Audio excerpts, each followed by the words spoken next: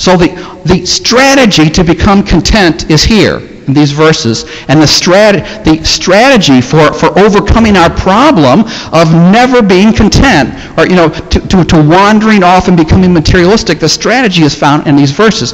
But before we talk about the strategy, I think we need to talk about that word rich, because in verse 18 he says, where are we here? Verse 18, he says, verse 17, I beg your pardon, command those who are rich in this present world.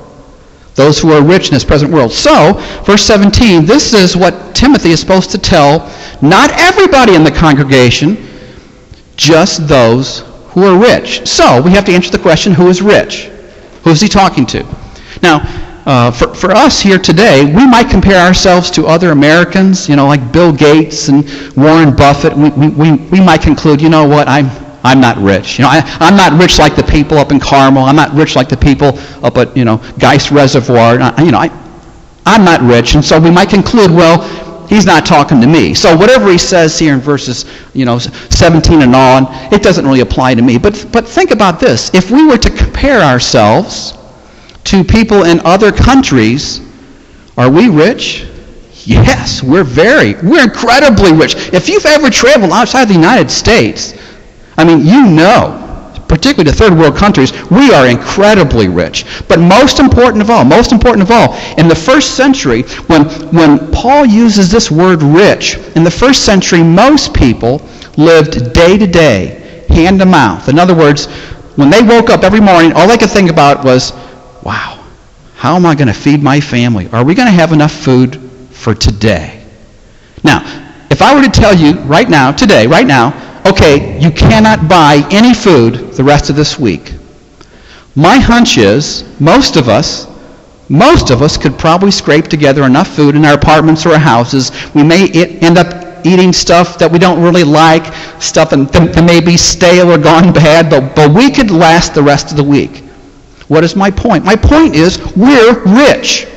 By biblical standards, we are rich. And we cannot deny that. We may not think we're rich. I don't think that I'm rich normally. But if we compare ourselves to the rest of the world, yes, are we rich.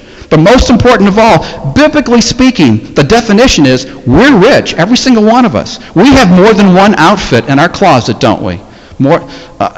Again, first century, they were lucky to have one pair of clothing and a cloak. And they used that cloak for a coat, for a blanket. That's all they had. Most of us have lots of clothes, and we could last several days in terms of food. So we're rich. Now, I'm belaboring the point so that we cannot say, well, he's not talking to me here.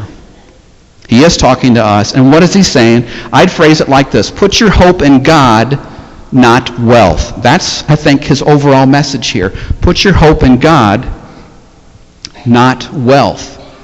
And really what he says here in these verses is actually very significant, because what he's saying here is we initially have our hope in Christ, in God. But then, ever so subtly, perhaps, we start to focus more on materialistic stuff. We want the new cell phone. We want the new pair of shoes. Even though we have 1,200 pairs of shoes, we need the bigger screen TV, even though our TV already takes up most of the wall in our living room. We always want newer, fresher, better, brighter, faster, and all this stuff. And before long, if we're not careful, we end up sort of nudging God out of the picture. Now God, I love you, but why don't you go stand there in a corner, because I got to earn some money here, and I need this boat, I need this house, I need this cell phone and all this stuff. And pretty soon, not only are we bumping God out of the way, there's a sense in which we make materialism our God. Not only is God nudged over in the corner, we've kicked him off the stage. He's out of our life. Our hope isn't in God anymore, because all we can focus on, money. Do I have enough money to retire? Do I have enough money for this and for that? This is huge. And so that's why he has to say, and again, he's talking to you and he's talking to me. We're rich by biblical standards, and he says put your hope in God, not your wealth. And if I were to sort of sum up everything that the Apostle Paul says here, I'm going to give you the bottom line here in just a second, but this bottom line is going to sound very much like, actually, the summary of the previous verses. It's going to sound very similar, but there's a subtle difference, and I chose the wording very carefully for a reason. The bottom line this morning, the one thing that I really want all of us to remember is this: trust in God, not money. Trust in God, not money. And the key word in that bottom line, circle the word trust, because that's the crux of the problem.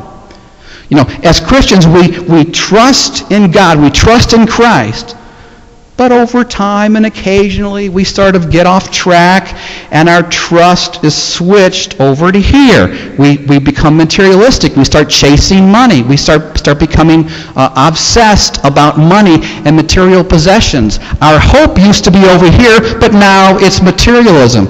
We used to trust in Christ, but now our trust is primarily in our things. We used to love God, but now our love seems to be, it's focused more on stuff, on material possessions. That's why he has to say, you need to trust in God, not money. Remember all the dangers back in verse 10 that he talked about? The love of money is a root of all kinds of evil. Many Christians have pierced themselves with many griefs. Some of us have even wandered from the faith. We not only bump God out of the way, in essence, our stuff, our money, our bank account, that becomes our new God. And that's why it's so important for us to focus on this. Trust in God, not money. Trust in God, not money.